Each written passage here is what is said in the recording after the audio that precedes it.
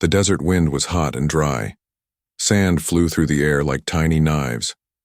The alien city, built on red stone and metal scraps, was loud and busy, but no one noticed the small alien girl running through the market.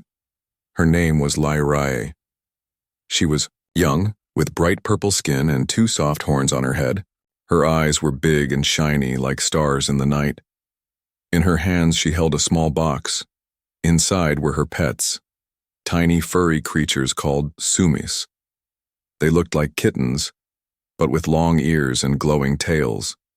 The sumis were not moving. They were dying. "Please," Lyra said, her voice dry, shaking. She stopped at a food stall. "Please, do you have any water? Just a little?" The alien vendor didn't even look at her. He pushed her away. "Go beg somewhere else. Dirty refugees don't get clean water." She tried another shop and another. Each time they refused. Some laughed. Some ignored her. Some looked scared of her. "They're just animals," one alien woman hissed. "Why would we waste water on beasts?" But to Lyra, they were not just animals. They were her only family. Her people had died in a war. The sumis were all she had left. She ran through the crowd. Her legs were weak. Her eyes burned. She hadn't eaten in 2 days. Her sumis hadn't drunk water in 4. They were breathing slowly. She felt their bodies getting colder. She cried, but even her tears were dry. She fell near the workers' zone, a dusty part of the city where humans worked building shelters and carrying cargo. Rough men, strong women, and tired faces. Lyra dropped to her knees. "Please," she said again, her voice almost gone. "My pets are dying." Most of them walked past her. One man stopped. He was human. His skin was tan, his face tired. He wore a brown work suit and a tool belt. His name was Jack. Jack looked down at the girl. Then he looked at the box. The tiny creatures were not moving. Their tails no longer glowed. "What happened to them?" he asked. "No water," Lyra whispered. "They're thirsty. They'll die soon." Jack frowned. He touched the side of the box. The animals twitched, barely alive. Other humans nearby shook their heads. One said, "Come on, Jack, don't waste time." Another laughed. "Those freak pets ain't worth spit." Jack didn't listen. He reached into his suit pocket, pulled out a silver pouch. It was his emergency water pack. Each worker had only one, for survival, for when things got bad. Jack looked at the pouch, then at the girl. He knelt beside her. "Open the box." She looked at him, confused, scared, but she obeyed. He tore the pouch open and poured water slowly into her hand. She gave it to the sumis. One by one they licked the drops. Their tails blinked faintly. He gave more and more, until the pouch was empty.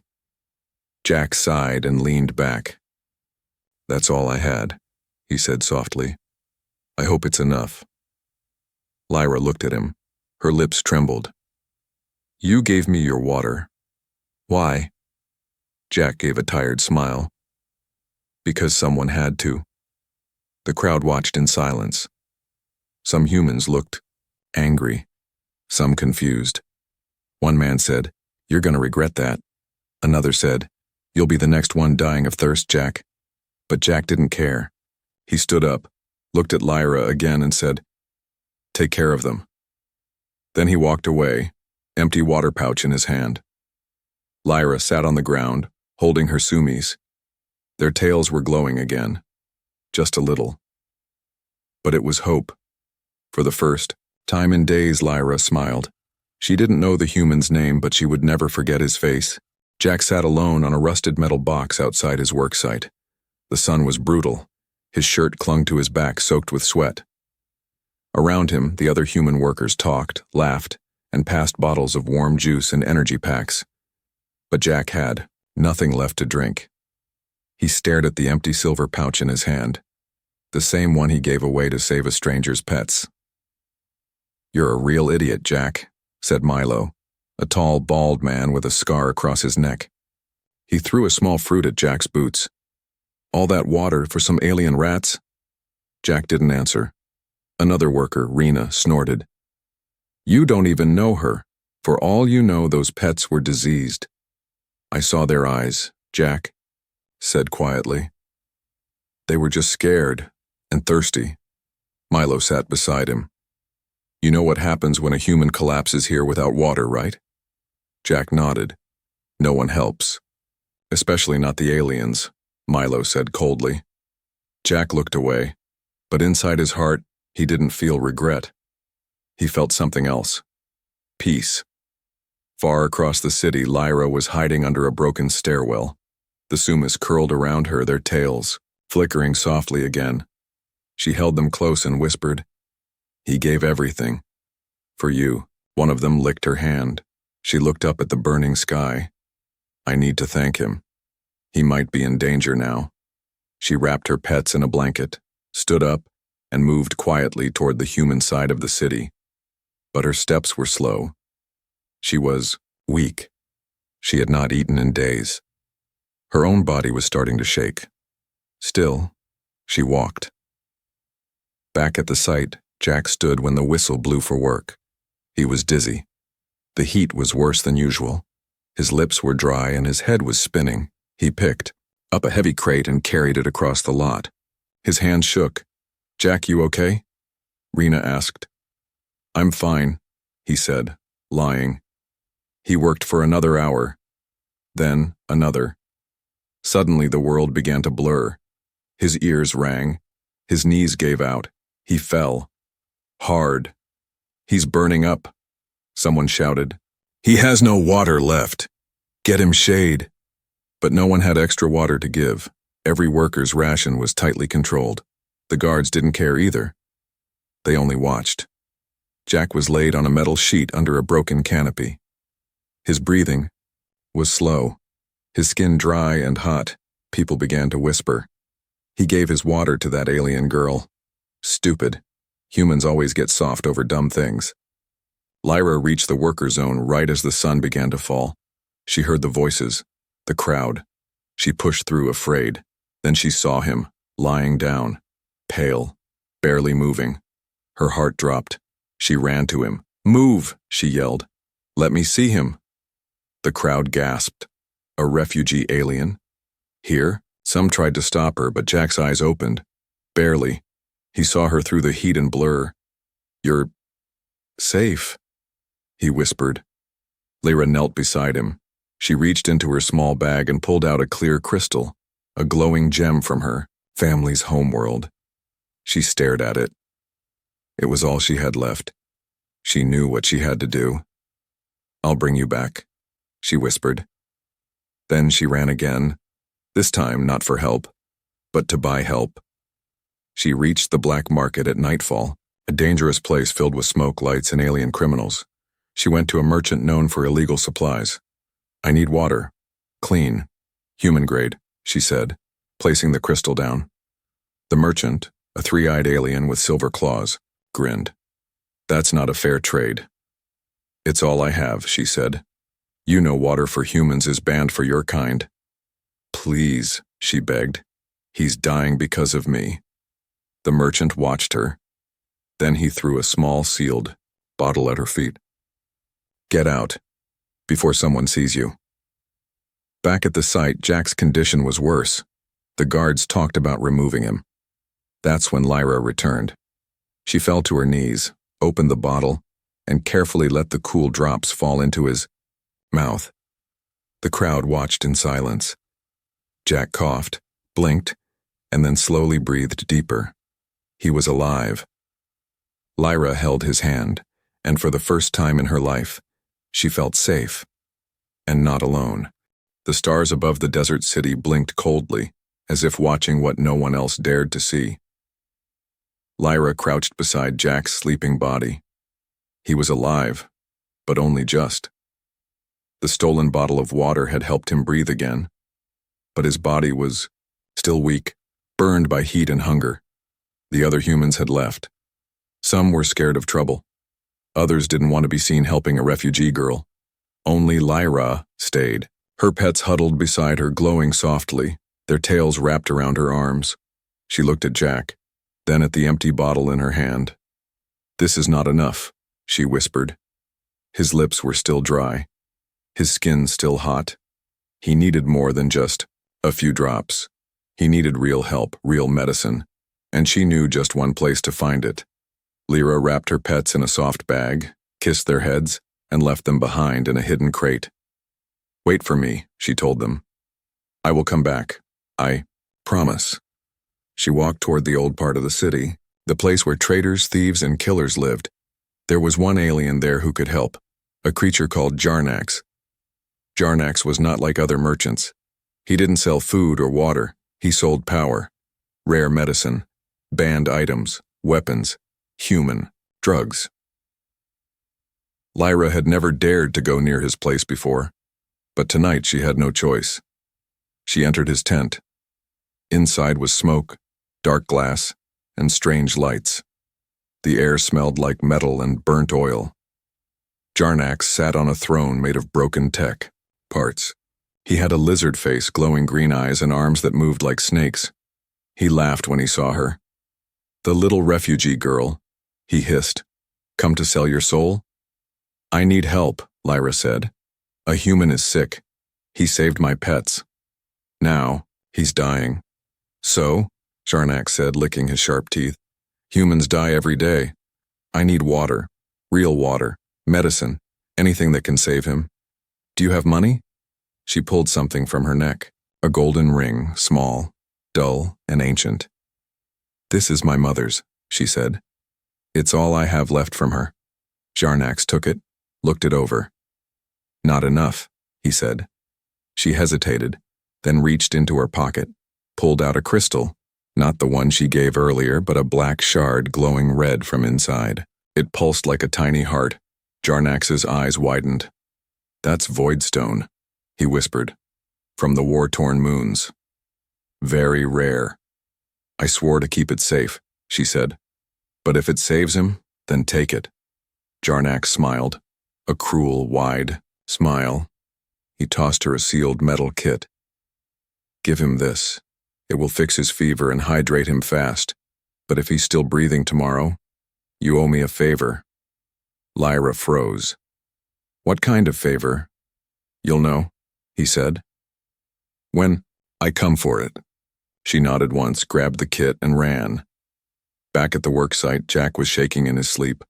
Lyra knelt beside him, opened the metal kit, and used the injector. The blue fluid hissed as it entered his body. Seconds passed. Then Jack gasped. He sat up, coughing, blinking, confused. "You," he whispered. "You came back." Lyra smiled through tears. "You gave your last water to save my pets. Now I gave my last treasure to save you." Jack looked down. He saw the metal kit in her hand. "Where did you get that?" he asked weakly. She didn't answer, but the silence said enough. That night, as Jack rested and Lyra sat quietly beside him, her Sumis crawled into her lap. One of them licked Jack's hand. He chuckled softly. "They remember." She nodded. "They remember kindness." But in the shadows, Jarnax watched from a distance, his green eyes glowing. He whispered to himself, "She gave me a void stone for one human. I wonder what else she'd give when the debt is due."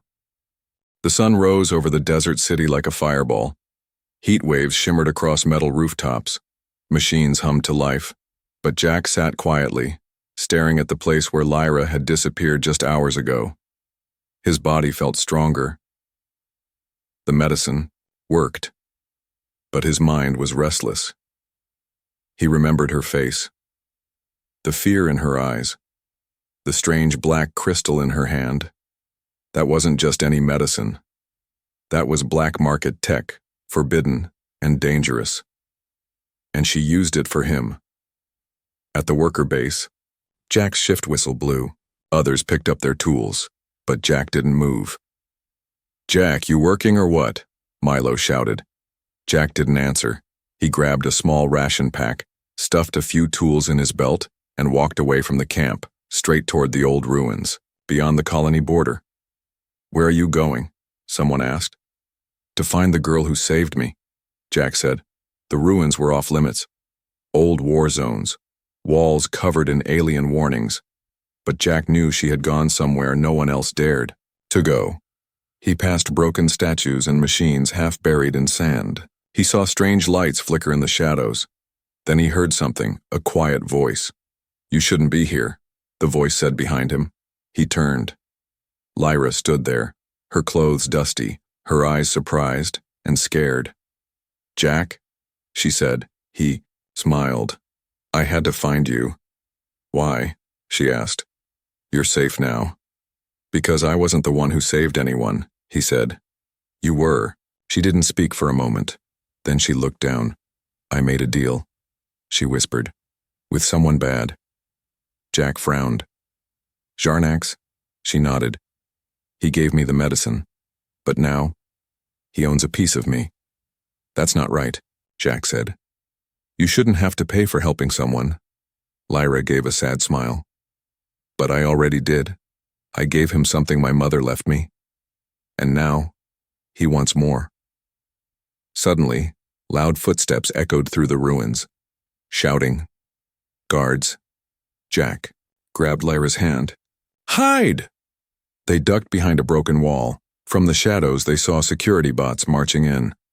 We got reports of human movement in the restricted zone, one guard said. Another replied, Must be that worker Jack, breaking rules again. Jack looked at Lyra. They're here for me. She shook her head. No, they're here for me too. She stood up. Before Jack could stop her, she stepped into the open.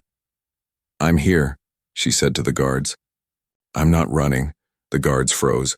One of them grabbed her arm roughly. You're under arrest. Alien filth aren't allowed near human medical tech. Jack stepped out too. Leave her alone. It was my life. She saved it. She broke the law, the guard said. And you broke protocol. Jack clenched his fists. Then take me too. They were both dragged to the detention zone, a cold underground bunker. Inside, Jack sat in one cell, Lyra in another. He looked at her through the bars. I'm sorry. This is my fault. Lyra shook her head. No, I made the choice. I would do it again. Then Jack noticed something. One of her sumis was missing. Where's the smallest one? He asked. Lyra's eyes filled with tears. They took him. When they arrested me, said he was diseased, they locked him away. Jack's heart burned. Then we get him back. How? She asked. We're in cages. Jack smiled. Not for long. The detention center was cold and silent, buried deep beneath the desert floor. The air smelled like rust and old wires. Metal walls hummed with low power, and electric bars glowed between the cells. Jack sat on the floor of his cell, staring at the empty one across from him. Lyra had been taken away, without a word, without a reason.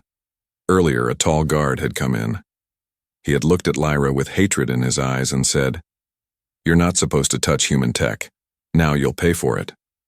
Jack had tried to shout, to stop them, but another guard slammed him down. Now he waited for a moment. A mistake, a weakness. He reached into his belt. Earlier, when they arrested him, he had hidden something, a thin metal rod used to reset welding drones. It wasn't much, but it could short out small systems like maybe a lock. He waited until the nightlight dimmed. Then he moved fast. One spark, a small zap, and his cell door clicked open. Jack didn't run. He didn't sneak away. He walked straight, toward the guard station. 2 guards were inside, half asleep. They looked up, confused. How did you? Jack slammed the door shut behind him, locking them in from the outside. He used their own hand scanner to seal it tight. Then he grabbed a stun baton from the wall and ran. In another part of the building, Lyra sat in a chair under a bright light. Her hands were tied, her face bruised. Across from her stood the same tall guard. He spoke slowly, coldly. You aliens are all the same. You take what's not yours. You think kindness means something here? Lyra stayed silent. He laughed. Your little friend, the human, He'll forget you once he's free. Then a loud alarm rang through the hallway. The guard looked up, footsteps echoed, and suddenly, Jack burst through the door. The guard reached for his weapon, but Jack moved first. One hit with the stun baton. The guard collapsed, shaking. Jack rushed to Lyra and cut her ties. "Are you okay?" She nodded, eyes wide. "You came." "Of course I did," Jack said. "We're not done yet." They raced down the hallway together, but Lyra stopped suddenly. "My Sumi," she gasped. "They took him to the lab." Jack hesitated, then nodded. "Let's go." The lab was at the far end of the building, cold glass walls, blinking machines. In the center was a cage. Inside was the smallest Sumi, curled up, barely breathing. Lyra cried out. "They injected him with something." Jack slammed the control panel. "How do we open it?" Lyra looked around, her fingers moving fast. Over the screen. "This species is from a planet with a high iron core. They react to magnetic pressure." "English, please." Hit the red switch. Hard. Jack punched it. The cage popped open. Lyra rushed in, grabbing the little creature. Its tail barely glowed, but its chest still moved. Alive. "Stop right there," shouted a voice. They turned. 4. Guards stood at the end of the hallway, weapons raised. Jack stood in front of Lyra, arms wide. "You want her?" he growled. "You'll have to go through me." The guards laughed. 1 human against 4, but then behind Jack, doors opened. Other workers stepped in. Humans, the same ones who had once mocked Jack. Now they stood beside him. "Make that more than 1, said Milo, holding a steel bar. "She saved his life," said Rena. "Now, we're saving hers." The guards hesitated. One dropped his weapon. The others backed away. Jack turned to Lyra. "Come on, let's go." She held her pet close. Together they walked out. Through the doors, through the crowd, into the rising sun. The city was quiet after the escape. No alarms, no sirens, just the hum of machines and the rising heat of another desert morning. Jack and Lyra hid in an old storage tunnel beneath the worker zone. The metal walls dripped with rust, but it was cool, dark, and safe for now. Lyra sat on a crate, holding her smallest Sumi close. The creature blinked slowly, still weak.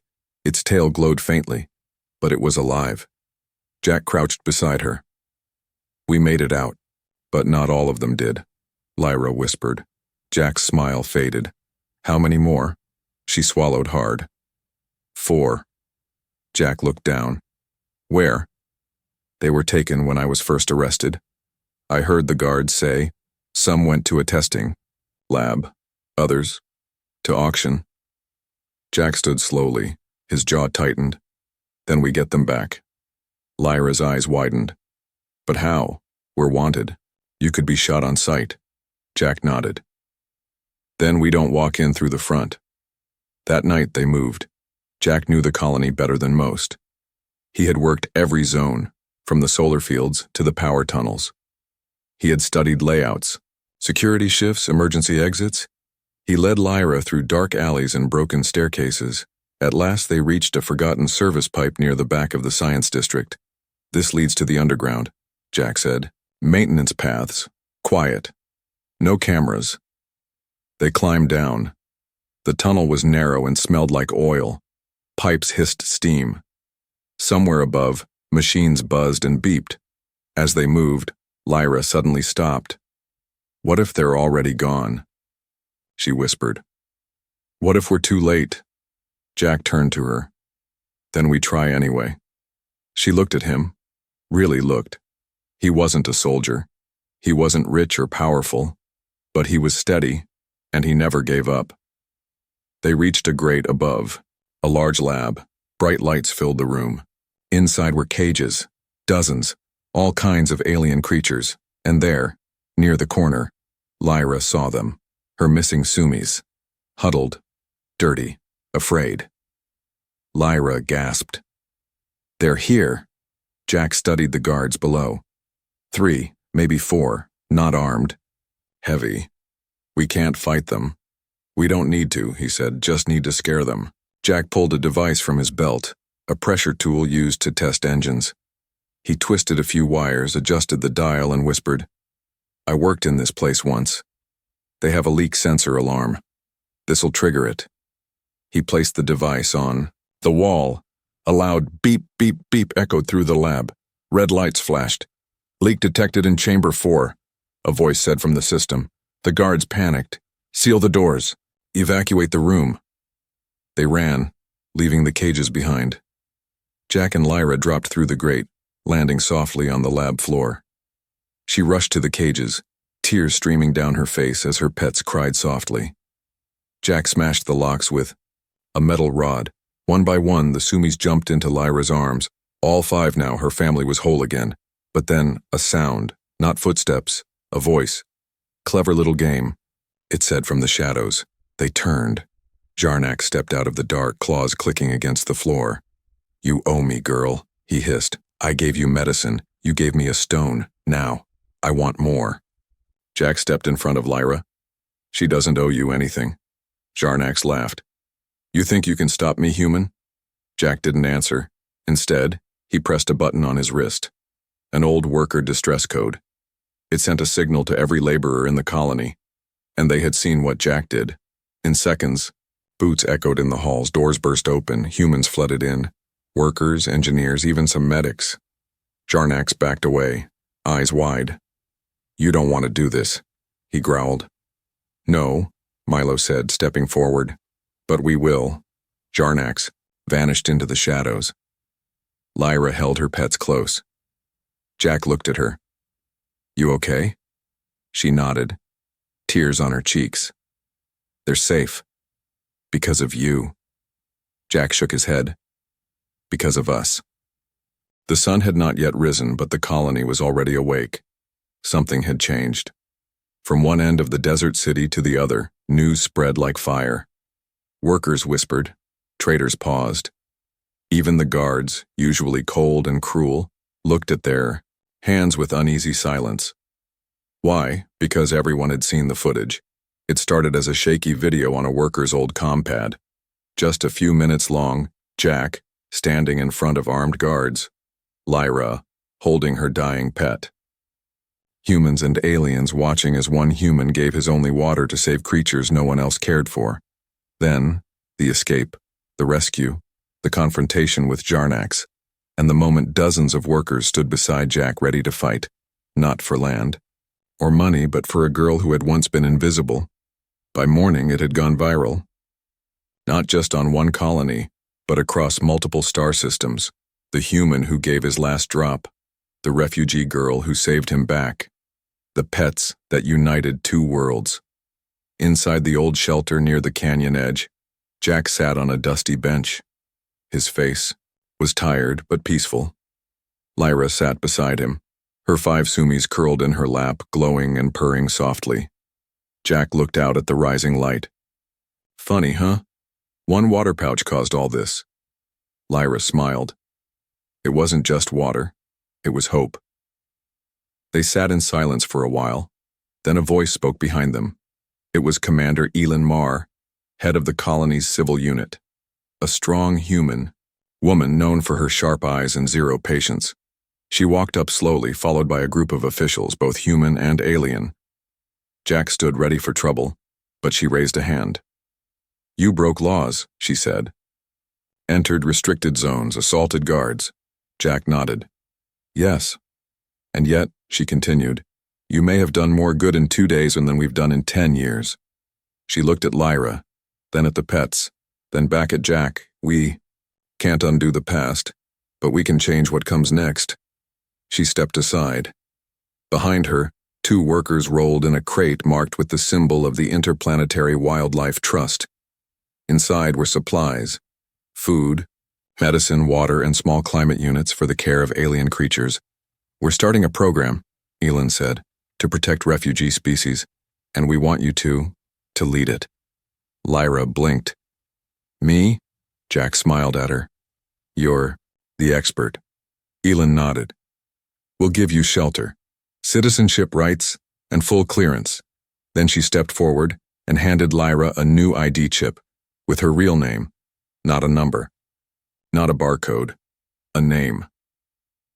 Later that evening, in the center of the colony, a crowd gathered.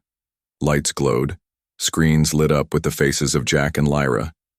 People cheered, but Jack didn't stand on a stage. He stayed at the edge, holding a bottle of water in one hand. He looked at it, remembered the moment he gave his away, and smiled. A reporter asked him, "Why did you do it? Why give your water to a stranger?" Jack looked at the stars. Because no one else did. A little alien girl in the crowd held her pet closer. A human boy beside her gave her half his juice pack. Somewhere nearby, a guard set down his gun and picked up a med kit. Change had begun. Not because of a war, not because of politics, but because one man saw someone in pain and gave all he had to help.